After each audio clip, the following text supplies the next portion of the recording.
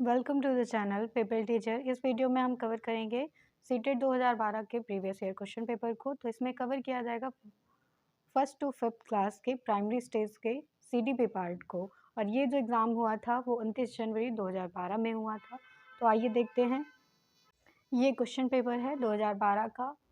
तो इसमें देखेंगे हम फर्स्ट पार्ट को, सीडीपी पार्ट को। तो सीडीपी पार्ट में फर्स्ट क्वेश्चन यहाँ पे पूछा गया था, जब बच्चा फेल होता है तो इसका तात्पर्य क्या होता है। यदि एक स्टूडेंट जो है वो फेल्योर को जो है फेस करता है तो इसका सेंस क्या होता है, ये आपसे पूछा जा रहा है। इसका मतलब हो जाता है कि जब बच्चा फेल है तो उस पूरी व्यवस्था को फेल माना जाएगा। मतलब जो टीचिंग के लिए पूरा एफर्ट किया गया, पूरी कंडीशन थी, सामान्यतः उसी को मान लिया जाता है कि वह व्यवस्था पूरी तरह से फेल हो गई है। और ये जो कंडीशन होती है वो फॉलो होती है तब जब बच्चा किसी भी तरह के जो है मानसिक रोग से बीमार ना हो। तो यहाँ पे सी पार्ट जो है, सी ऑप्शन यहाँ पे करेक्ट हो जाता है। द नेक्स्ट क्वेश्चन को कवर करेंगे। सेकंड क्वेश्चन यहाँ पे अब आ जाता है, जिसमें पूछा जा रहा है कि शिक्षण से अधिगम पर बल देने वाला परिवर्तन हो सकता है। शिक्षण से अधिगम पर कौन सा बल जो है, बल देने वाला परिवर्तन हो सकता है। तो ये जो परिवर्तन होता है वो माना जाता है बाल केंद्रित शिक्षा को। बाल केंद्रित शिक्षा पद्धति जो है उसे हम अपनाकर शिक्षण से अधिगम पर बल देकर उसमें परिवर्तन कर सकते हैं। तो इस तरह से बाल केंद्रित शिक्षा जो है, शिक्षा पद्धति को अपनाकर शिक्षण से अधिगम पर बल देना जो है, बल देने वाला परिवर्तन हो सकता है। बाल केंद्रित शिक्षा का सेंस क्या होता है वो जान लेते हैं। तो चाइल्ड सेंटर्ड जो एजुकेशन होती है उसमें बच्चा जो है एक तरह से केंद्र बिंदु रहता है। उसमें जो व्यवस्था होगी वो बच्चे के लिए की जाएगी, जो मेथड अपनाया जाएगा वो बच्चे के लिए अपनाया जाएगा, जैसे टेस्ट कंडक्ट किए जाएंगे वो बच्चे के लिए किए जाएंगे। तो मतलब जितनी भी व्यवस्था रहती है इसमें, तो बच्चा यहाँ पे रहता है सेंटर पॉइंट पे, बाकी सारी व्यवस्थाएं बच्चे के अकॉर्डिंग चेंज होती रहती हैं इसमें। तो इस तरह से यहाँ पे फर्स्ट ऑप्शन करेक्ट हो जाता है। द नेक्स्ट क्वेश्चन यहाँ पे आ जाता है थर्ड नंबर पे, जिसमें पूछा जा रहा है कि बीजों का अनुकरण संकल्पना के शिक्षण की सबसे प्रभावी पद्धति है।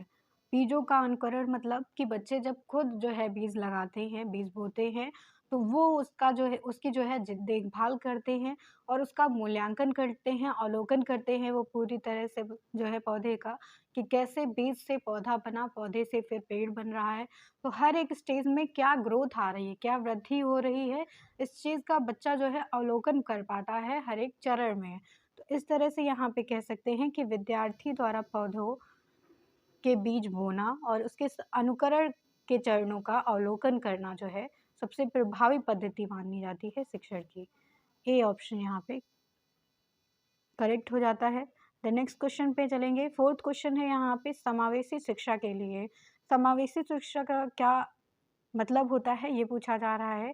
तो कक्षा में विविधता का उत्सव मनाना, या फिर दाखिले संबंधित कठोर प्रक्रियाओं को बढ़ावा देना, या फिर तथ्यों की शिक्षा से संबंधित है, तथ्यों की शिक्षा से ये संबंधित है, या फिर हाशिए पर स्थित वर्गों से शिक्षकों को सम्मिलित करने से संबंधित है। तो समावेशी शिक्षा जो है वो कक्षा में विविधता का उत्सव मनाती है।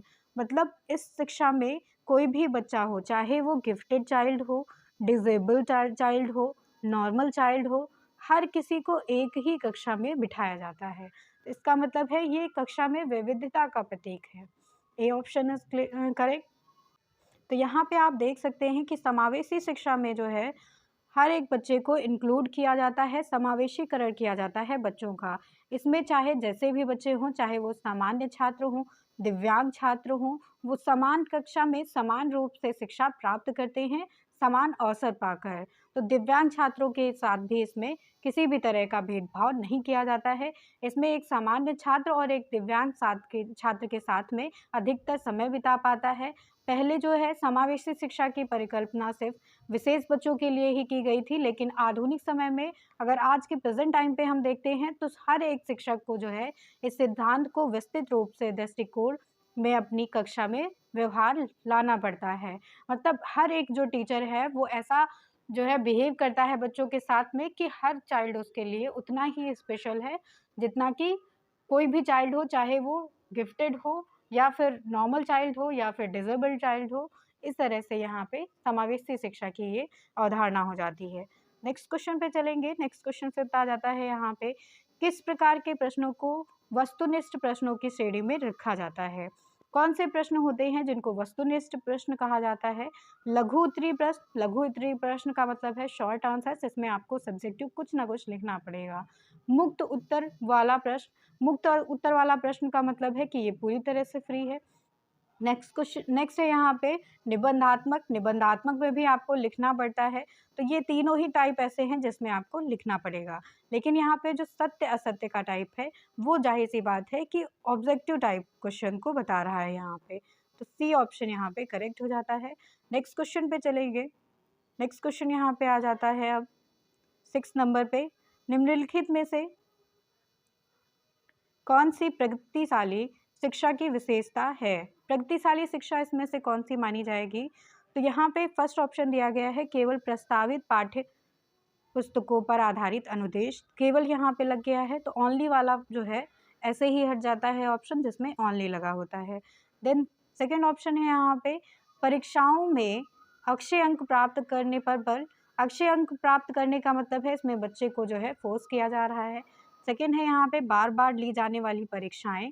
तो प्रगतिशाली शिक्षा वो नहीं होती है जिसमें आप बार बार एग्जाम ही लेते रहें।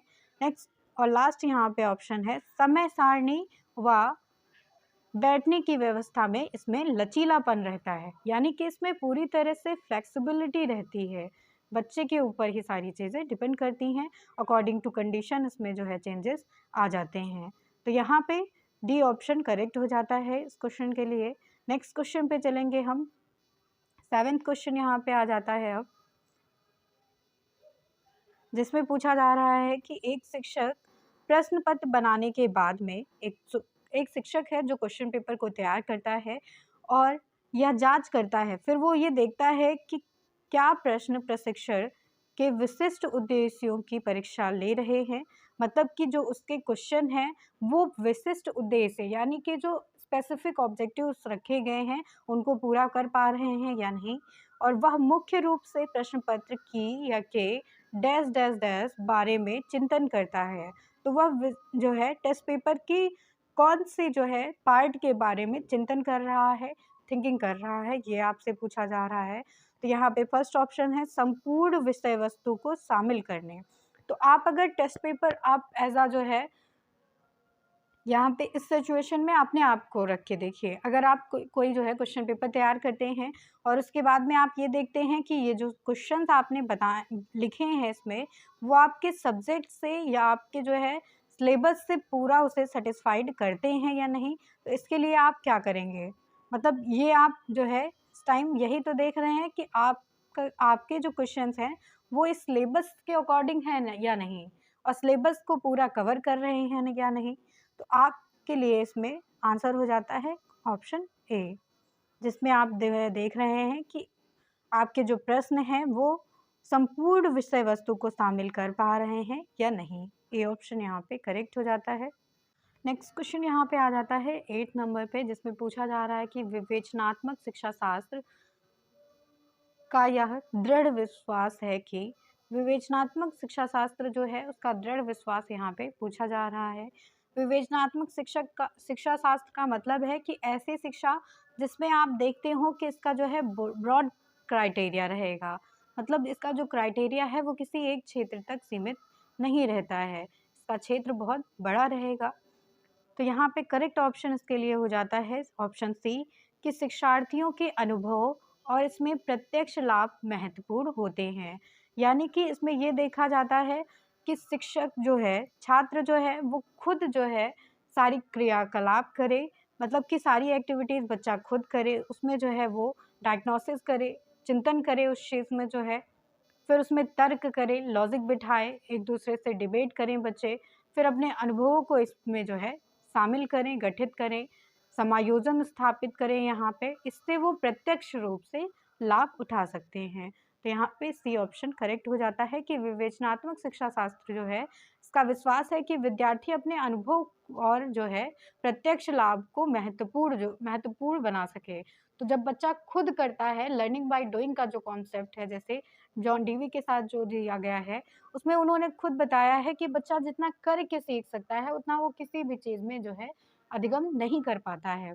तो नेक्स्ट क्वेश्चन पे चलेंगे। 9th क्वेश्चन है यहाँ पे, विद्यालय आधारित आकलन मुख्य रूप से किस सिद्धांत पर आधारित है? विद्यालय आधारित आकलन जो होता है वो बाह्य परीक्षकों की अपेक्षा शिक्षक अपने शिक्षार्थियों की क्षमताओं को बेहतर जानते हैं। मतलब जो बाह्य परीक्षक होते हैं, अगर बाहर का कोई भी व्यक्ति आता है बच्चे को आपके डायग्नोसिस करने, बच्चे का जो है मूल्यांकन करने के लिए, तो वो उतना अच्छे से आपके बच्चे को नहीं समझ सकता है जितना अच्छे से आपके टीचर्स खुद समझ सकते हैं, जिन्होंने पूरे टाइम उस बच्चे को पढ़ाया होता है। तो वो टीचर अच्छे से जानता है कि क्लास में कौन-सा बच्चा जो है एरोज़ पे आता है, कौन-सा हाई पे आता है, कौन-सा लोएस्ट बच्चा है। तो वो सबकी कैपेबिलिटीज़ भी जानते हैं, सबके ड्रॉबैक्स भी जानते हैं, तो उनसे बेहतर जो है कोई और डायग्नोस नहीं कर सकता है बच्चे को। ए ऑप्शन यहाँ पे करेक्ट हो जाता है। नेक्स्ट क्वेश्चन पे चलेंगे। शिक्षार्थी व्यक्तिक विभिन्नता प्रदर्शित करते हैं, अतः शिक्षक को, मतलब एक जब बच्चे जो है इंडिविजुअल डिफरेंसेस को दिखाते हैं, तब शिक्षक को क्या करना चाहिए? तो ऐसी स्थिति में शिक्षक को जो है सीखने के विविध अनुभवों को उपलब्ध कराना चाहिए। बच्चों को ऐसे अवसर प्रदान करने चाहिए जिससे कि वो अलग-अलग तरीकों से लर्निंग कर सकें, अधिगम कर सकें। तो यहाँ पे ए ऑप्शन करेक्ट हो जाता है। नेक्स्ट क्वेश्चन आ जाता है यहाँ पे डेवलपमेंट से, जिसमें पूछा जा रहा है निम्नलिखित में से कौन सा विकास का सिद्धांत है? विकास का जो है सिद्धांत पूछा जा रहा है, principle of development.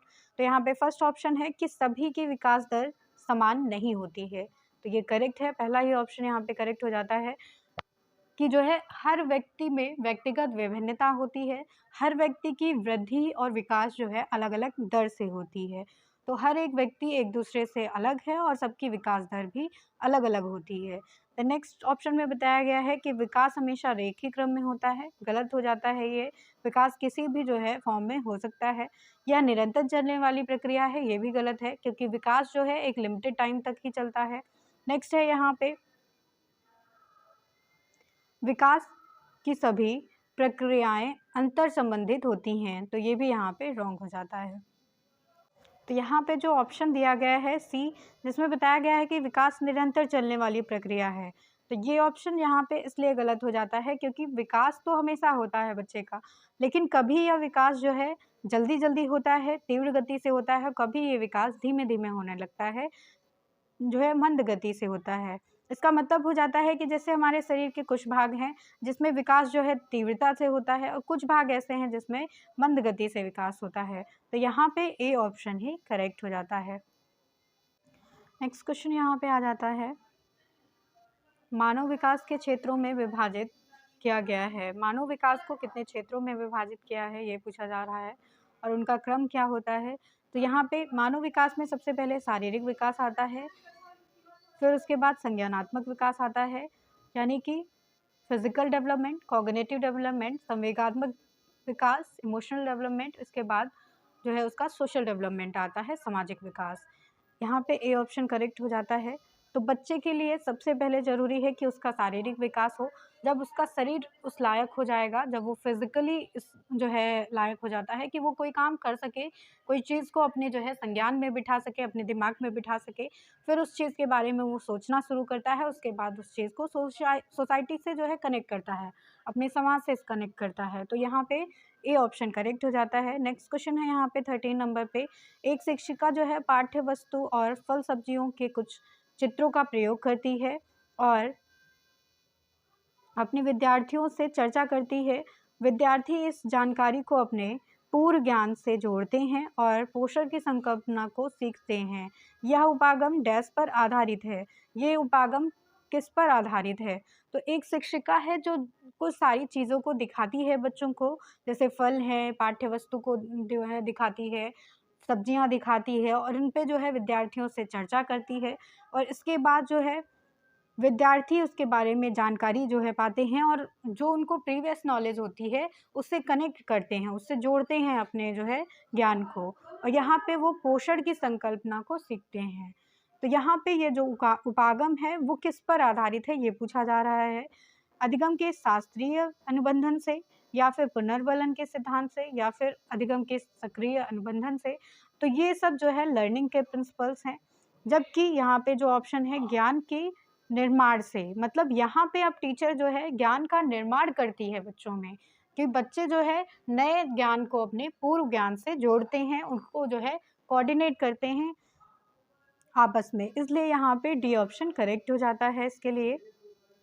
Next question आ जाता है यहाँ पे 14 नंबर पे, जिसमें कहा जा रहा है कि जब बच्चे को उसकी दादी उसकी माँ की गोद से लेती हैं तो बच्चा क्यों रोने लगता है। इसका कारण यहाँ पे पूछा जा रहा है। तो बच्चे की दादी ने बच्चे के माँ से जो है उसकी गोदी से बच्चे को ले लिया, तो इसका सेंस ये है कि बच्चा जो है इमोशनली अटैच है अपने मदर से, मतलब वो संवेगात्मक दुश्चिंतता के कारण रोने लगता है। इमोशंस जो है वो बच्चा कंट्रोल नहीं कर पाता है यहाँ पे।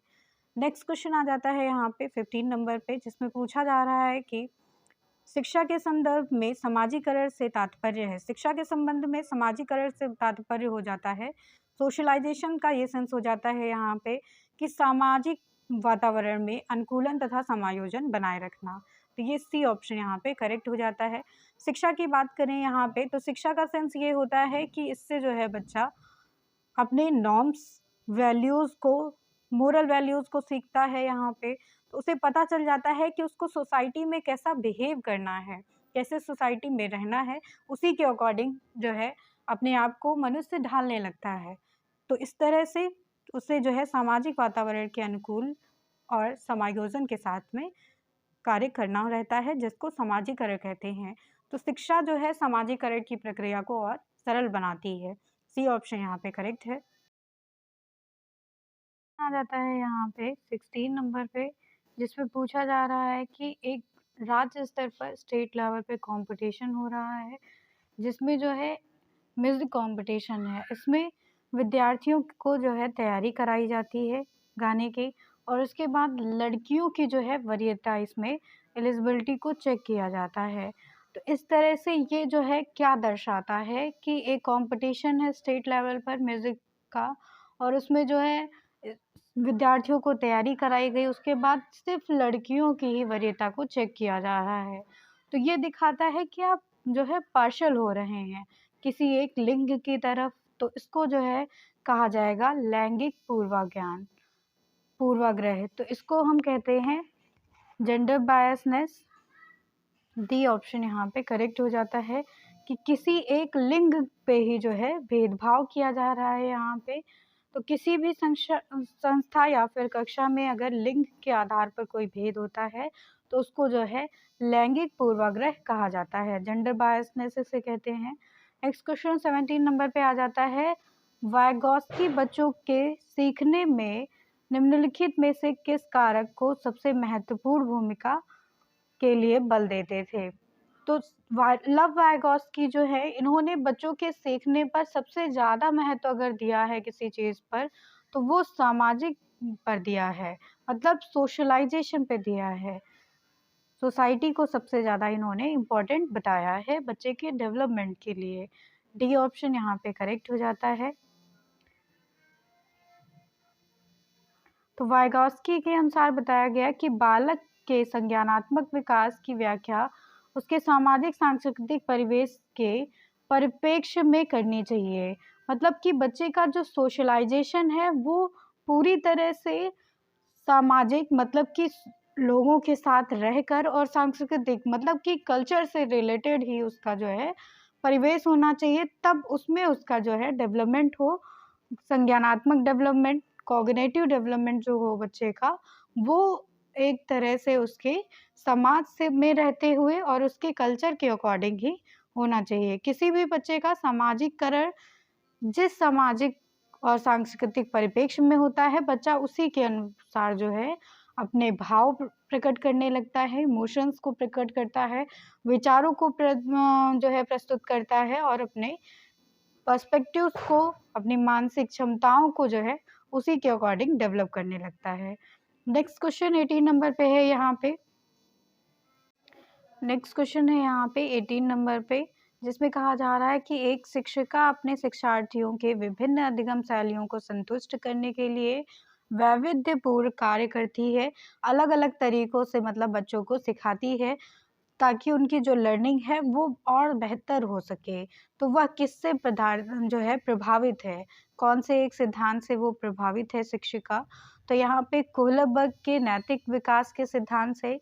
तो कोहलबर्ग ने जो है नैतिक विकास का सिद्धांत दिया है। सेकंड है यहाँ पे गार्डनर के बहुबुद्धि सिद्धांत से। तो गार्डनर ने बताया है कि बुद्धि का जो विकास है वो किसी 1, 2, 3 या 4 जो है कारक पे निर्भर नहीं करता है, मतलब किसी भी जो है लिमिटेड कारक पर नहीं निर्भर करता है, बल्कि हमारी जो बुद्धि है वो कई तरह के विविध जो है कारकों पर डिपेंड करती है पूरी तरह से। बहुबुद्धि सिद्धांत इन्होंने दिया है गार्डनर ने। तो इस तरह से गार्डनर यहाँ पे करेक्ट ऑप्शन हो जाते हैं, जिससे जो है शिक्षिका प्रभावित है कि उससे अलग अलग तरीके से जो है अधिगम जो है इफेक्टिव बनाना आ रहा है। मतलब वो गार्डनर के बहुबुद्धि सिद्धांत से प्रभावित होकर बच्चों को अलग अलग तरीके से अधिगम शैलियों को जो है संतुष्ट करती है। नेक्स्ट क्वेश्चन आ जाता है अब यहाँ पे, एक शिक्षिका अपने आप में कभी भी प्रश्नों के उत्तर नहीं देती है, वह अपने शिक्षार्थियों को उत्तर देने के लिए समूह चर्चाएं आयोजित करती है, सहयोगात्मक अधिगम अपनाने के लिए प्रोत्साहित करती है। यह उपागम डैश के सिद्धांत की ओर आधारित है। तो यहाँ पे एक शिक्षिका है जो कभी भी अपने क्वेश्चंस का आंसर खुद नहीं करेगी, बल्कि शिक्षार्थियों से यानी कि अपने स्टूडेंट से उसका उत्तर निकलवाती है, चाहे वो समूह चर्चा पे निकलवाए या फिर सहयोगात्मक अधिगम के द्वारा निकलवाए। तो वो कौन से उपागम से जो है प्रभावित है, ये यहाँ पे क्वेश्चन किया जा रहा है। मतलब इसमें ज़्यादा से ज़्यादा आप देख रहे होंगे कि बच्चा इन्वॉल्व है। बच्चे इन्वॉल्व होने का मतलब हो जाता है कि इसमें बच्चों की सक्रिय भागीदारिता है, एक्टिव पार्टिसिपेशन है बच्चों का, क्योंकि बच्चे ही इसमें समूह चर्चा करते हैं, फिर वो खुद ही जो है उस चीज़ का आंसर करेंगे, उसमें तर्क-वितर्क करेंगे। तो इस तरह से समूह चर्चाएँ करना, सहयोगात्मक अधिगम करना, इससे जो है बच्चे की लर्निंग और ज़्यादा जो है प्रभावित होती है और उनमें जो है थिंकिंग पावर उनकी और ज़्यादा जो है बढ़ती जाती है। यहाँ पे डी ऑप्शन करेक्ट हो जाता है।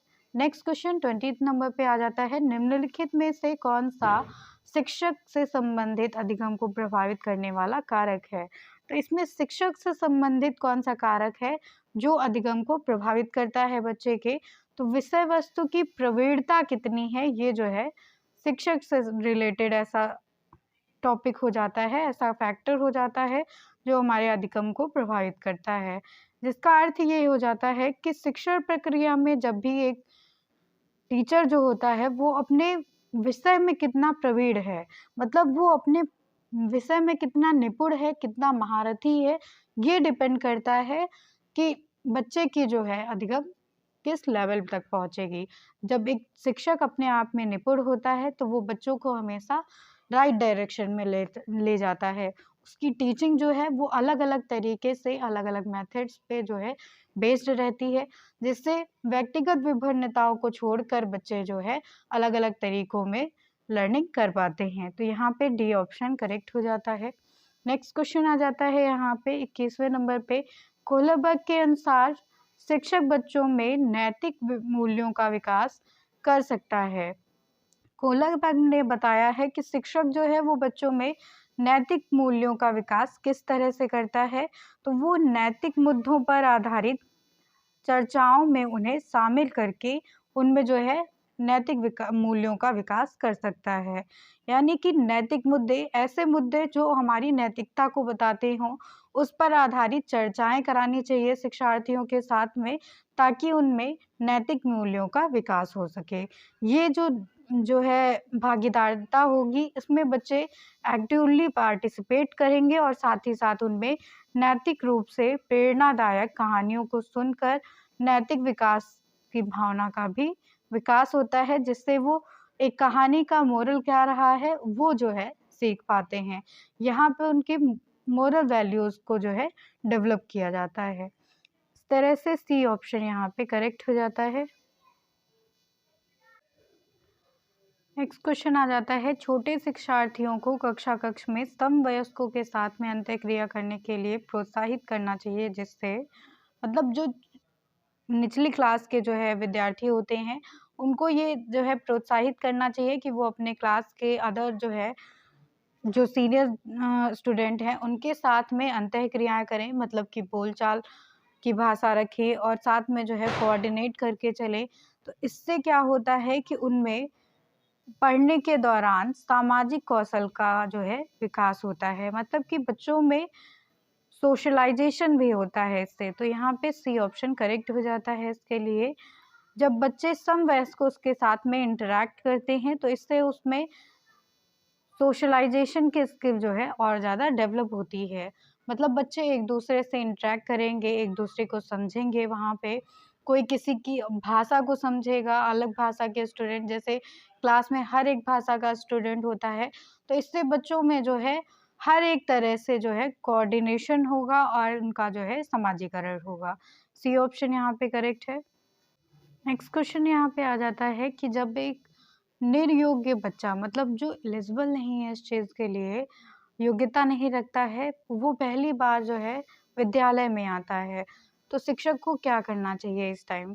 शिक्षक को चाहिए कि वो जो है उसके पेरेंट्स के साथ में बैठकर डिस्कशन करें और ऐसी जो है सहकारी योजनाएं बनाएं, प्लानिंग करें उस बारे में कि कैसे बच्चे को जो है आगे डेवलप किया जाएगा, पढ़ाया जाएगा, उसके लिए क्या स्ट्रैटेजीज़ होंगी, क्या मेथड्स होंगे, क्या फैसिलिटीज़ उससे मिलेंगी।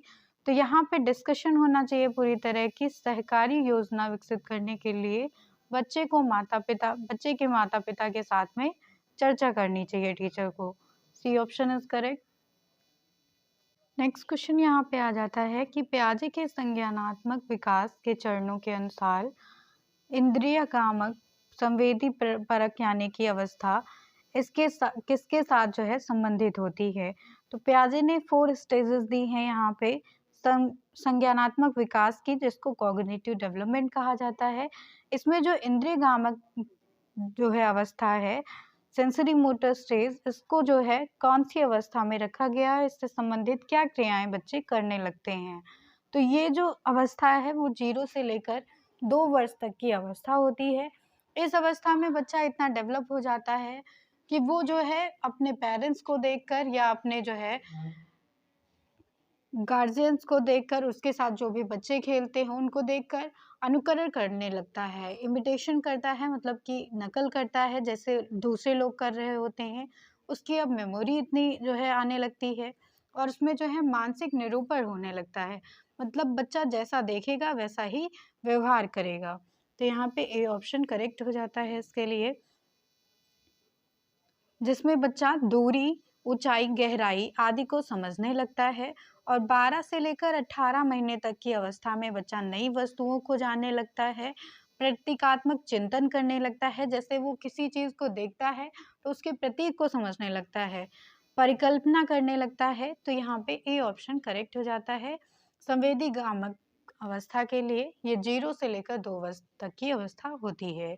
मानव व्यक्तित्व परिमाण है, परिणाम है। मानव व्यक्तित्व जो है परिणाम होता है आनुवांशिकता और वातावरण की अंतःक्रिया का, मतलब नेचर और नर्चर का जो है परिणाम है, रिजल्ट है मानव व्यक्तित्व। सी बी ऑप्शन यहाँ पे करेक्ट हो जाता है। अब नेक्स्ट क्वेश्चन आ जाता है यहाँ पे, तो इसके लिए जो फॉर्मूला रखा जाता है वो हो जाता है नेचर और नर्चर का, या फिर वातावरण और जो है वातावरण यानी कि प्रकृति जो है परिवेश कैसा है, और प्रकृति यानी कि नेचर कैसा है वहाँ पे, तो इस पे डिपेंड करता है मानव व्यक्तित्व।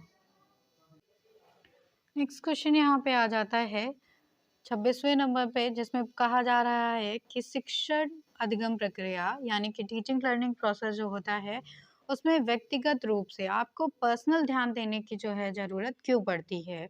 तो इसका कारण हो जाता है कि हर बच्चा दूसरे बच्चे से डिफरेंट हो जाता है, क्योंकि इंडिविजुअल डिफरेंसेस पाए जाते हैं बच्चों में, व्यक्तिगत विभिन्नताएं होती हैं। तो इसलिए ये ज़रूरी हो जाता है कि बच्चे उसमें पर्सनली इन्वॉल्व हों, व्यक्तिगत रूप से उस चीज़ में जो है आएँ, ताकि उनमें जो है टीचिंग लर्निंग प्रोसेस में वो एक्टिवली पार्टिसिपेट कर पाएँ। तो यहाँ पे रीज़न है इसका कि बच्चों की विकास दर जो है भिन्न होती है और वो भिन्न-भिन्न तरीकों से किसी चीज़ को सीखते हैं। तो ज़रूरी नहीं है कि एक बच्चा जिस मेथड से जिस चीज़ को सीख पा रहा है, दूसरा बच्चा भी उसी मेथड से उस चीज़ को सीख पाए। तो यहाँ पे डी ऑप्शन करेक्ट हो जाता है। नेक्स्ट क्वेश्चन है यहाँ पे, निम्नलिखित में से कौन सी समस्या समाधान की वैज्ञानिक पद्धति का पहला चरण होता है? तो पहला चरण कौन सा है यहाँ पे? परिकल्पना का परीक्षण करना या समस्या के प्रति जागरूकता होना। तो समस्या के प्रति जागरूकता होना ये पहला स्टेप हो जाता है, इसलिए यहाँ पे बी ऑप्शन करेक्ट है। जब आप समस्या के लिए पहले से जागरूक रहेंगे, आपको ज्ञान होगा उस चीज़ का, तो आप समस्या समाधान करने में आपको जो है हेल्प मिलेगी। नेक्स्ट क्वेश्चन है, निम्नलिखित में से कौन सा सीखने का क्षेत्र है? सीखने का जो क्षेत्र माना जाता है वो भावनात्मक क्षेत्र माना जाता है। भावनात्मक क्षेत्र का सेंस ये हो जाता है कि यहाँ पे जो मनोवृत्ति होती है, वो वस्तुओं के प्रति व्यक्ति में उत्पन्न सकारात्मक भाव यानी कि सुखद भाव से जो अधिगम्य को सुगम बनाती है। मतलब अगर बच्चा जो है इमोशनली उस चीज़ को करना चाहता है, भाव है उसमें करने का, तो वो उस चीज़ को बहुत ईज़िली कर पाता है, बहुत फ्लुएंटली उस चीज़ को कर लेता है। बी ऑप्शन यहाँ पे करेक्ट हो जाता है। नेक्स्ट क्वेश्चन आ जाता है अब यहाँ पे, जब बच्चा कार्य करते हुए ऊबने लगता है तो यह जो है किस बात को प्रतीक करता है? यह इस चीज़ का संकेत हो जाता है कि संभवतः, मतलब कि यूजुअली कार्य यांत्रिक रूप से जो है बार-बार हो रहा है। बच्चा तभी बोर होगा जब उस चीज़ को वो बार-बार जो है सुन रहा हो, देख रहा हो या कर रहा हो। तो यहाँ पे ए ऑप्शंस के लिए करेक्ट हो जाता है कि एक ही चीज़ बार-बार करने से उसमें ऊबने की जो है भावना आ जाती है। क्योंकि वो ये समझने लगता है कि वो उस चीज़ से जो है उसकी रुचि यहाँ पे समाप्त हो चुकी है। तो यहाँ पे जो है ए ऑप्शन करेक्ट हो जाता है। नेक्स्ट क्वेश्चन है यहाँ पे कि प्रायः शिक्षार्थियों की त्रुटियाँ डैश की ओर संकेत करती हैं। शिक्षार्थियों की जो त्रुटियाँ होती हैं, जो कमियाँ होती हैं, वो ये दिखाती हैं कि वे कैसे जो है सीखते हैं। कैसे जो है उस चीज़ को सीख रहे हैं, ये दिखाता है बच्चों की त्रुटियाँ। ए ऑप्शन यहाँ पे करेक्ट हो जाता है। Next, so thank you everyone. ये क्वेश्चंस यहाँ पे समाप्त हो जाते हैं सीटीपी के।